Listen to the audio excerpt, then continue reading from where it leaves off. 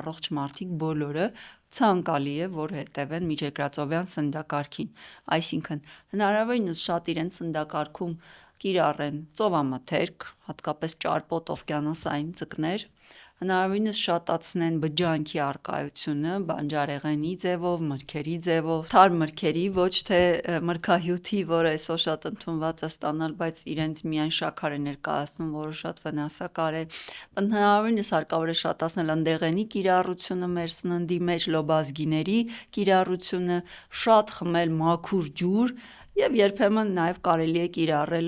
մեկ բաժակ կարմիր գինի նույնպես, սակայն կարմիր գինու օգտակարության վերաբերյալ հետազոտությունները շատ կոնտրովերսիալ են և կարծես թե տպավորությունն այնտեղ է, որ կարմիր գինու օգտակարությունը կայանում է ոչ թե հենց իր մեջ պարունակվող ինչ-որ օգտակար սննդատեսակի մեջ, այլ նրա մեջ, որ կարմիր գինին մեզ օգնում է բարելավել մեր սոցիալական կապվածությունը, տրամադրությունն է բարձրացնում և մենք մեզ կարծես թե դրանից մի փոքր ավելի